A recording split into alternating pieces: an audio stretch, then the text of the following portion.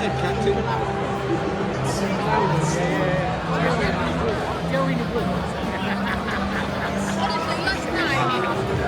night it was.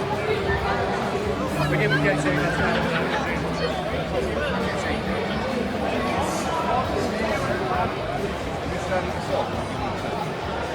you can actually say that on your own, but it is difficult.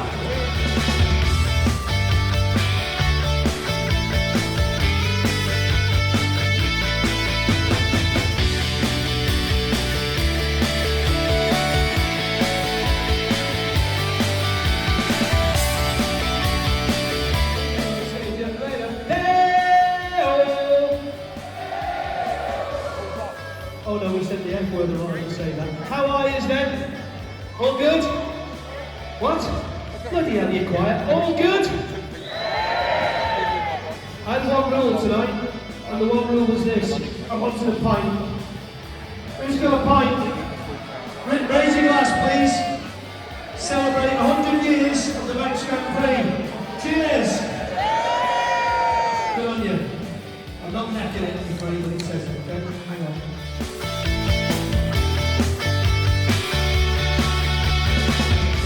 Okay. 35th position for number 45, David Glover.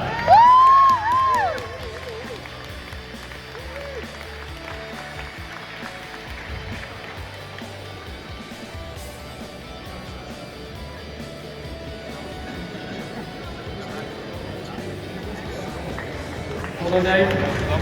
In 34th position, number 47, Jamie O'Brien. Number 52, Stephen Moody.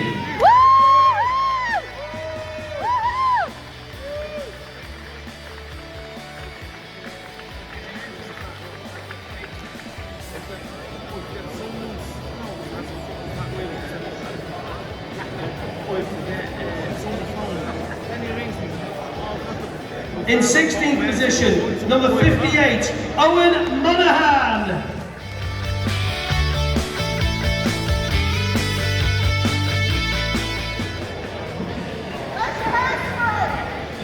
I've borrowed it. In 40th place, number 41, David Glover.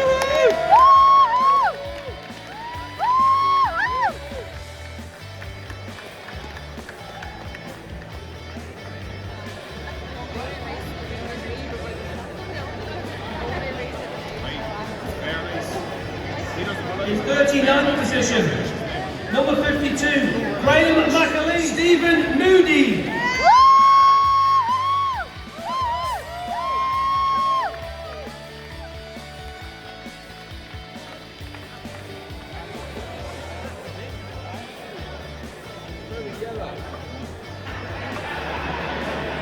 In 18th position, the Scarborough Massive, number 21, Paul Molly.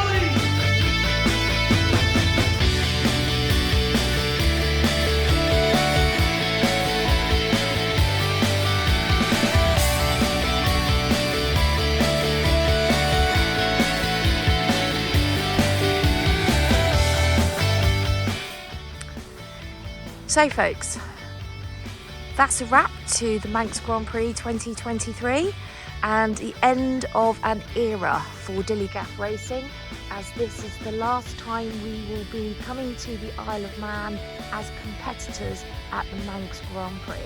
This is Steve's 10th year, it's the centenary year, and it's his final year.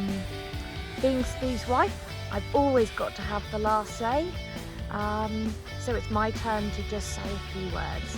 And sorry folks if I'm a little bit emotional, but I do feel a bit emotional today. I'm not very well, I got a stinking cold too. But yeah. So when I met Steve here back in 2012, he said he wanted to go racing again. So by the time he finished his sentence, I bought a camper van for less than 300 quid. I brought an old CBR 600 off his mate that I called Babe because it was an absolute pit to ride, and had Steve building a trailer in the garden, and off we went racing.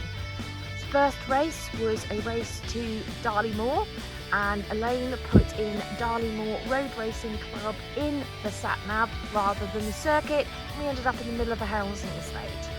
We then had to go across the Peak District, which was great fun in the dark, which was when we discovered said camper van had no brakes when we hit a hairpin. Yeah, the air in that bus was blue, I will add. But yeah, what an incredible journey it's been. And Steve said he wanted to come back to the Manx because he'd already done 2 years previously before I met him. I put everything in to make it happen. I knew how much he wanted to get on the podium, and I promised him I'd do it. But I'm sorry, Steve, I couldn't manage it. I tried everything that I possibly could. 218 was our closest year. Steve was running second. We didn't have the big fuel tanks at that time, which meant he had to pit stop and finish 5th overall. 216, everybody knows. He decided that he didn't want to go racing his motorbike and he wanted a helicopter ride, and threw his brand spanking new CBR 600 RR off the mountain at Keppelgate. Yeah, that was a slightly worrying time. Sat at Nobles for several hours, not knowing whether or not my husband was alive or dead. Yeah, having those words, your husband, or should I say Steve, has been involved in an incident at Keppelgate. Yeah, they're words I'll never forget. But he was fine. He ended up with a concussion and a broken finger. He was fine. So 219 was the worst year ever, worse than his crash at Keppelgate. I found that extremely hard, to say the least. We were quite badly let down, and I know Steve says build a bridge. However, there are some things in life that you just can't forget. So, anyway, then there was COVID, and then we came back last year. We had the most amazing year. Just trying to find Kevin. Oh, there he is. We had the most amazing year with the most fantastic bunch of people, and we laughed every single day. It was absolutely brilliant. We came back this year with 3 bikes, with high hopes and high dreams, but it's been a much more stressful year, to say the least. 3 bikes, it's hard going. When the racing was cancelled on Friday, and all 3 races were put into one day, that I think just about finished me off, particularly when all 3 races were put back to back, which meant I think Steve got about 20 minutes between one race and another, not even enough time to eat. As everyone knows, he broke down on the first race on lap 1. Nobody knew where he was, not even the retirement office. I was told that I would get a phone call from Steve, and I didn't get one.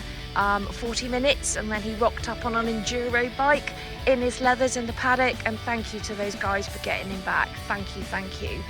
And he literally had 15 minutes before we then had to line up on the grid, to which he then finished 19th in the junior race after all of that, and then went on to take 6th in the ultralight race. He was running in 5th when the red flag went out, when the mist went out. But yes, so that is our final Manx Grand Prix. It's been one of highs and lows, but it would not have been possible without an amazing bunch of people. Steve Higgerty, Scott Larkin, I'm so sorry, I'm so stressy on Saturday. But thank you, Joy, and thank you, Sam, and thank you, Julie, and thank you, Erica, for looking after me. So, I best go and dry these silly eyes, get back to the paddock. Do you fancy some sausage sandwiches, Kev? Go and have something to eat, pack up, and then we are going off to Port Erin for our final day, what I call my happy place. I want to sit on the beach with Arugo, with my baby boy, and just chill out. And then tomorrow we're on the ferry back home again, and back to the real world, and back to work again. But thank you everybody who's watched my vlogs. Thank you to everyone, all the new subscribers, and again, massive thanks to the team. Ray, Julie, Scott, Sam, Joy, Steve Gilks, Mary Rose, I count you as part of the team, Martin Pennell, all those beautiful photographs. Thank you to absolutely everybody. So folks, won't see you next year at the Manx, but we will be back to the island at Christmas. So we've already planned Christmas here, which will be absolutely fantastic. So everybody's packing up and going home, so let's go do the same, Ken.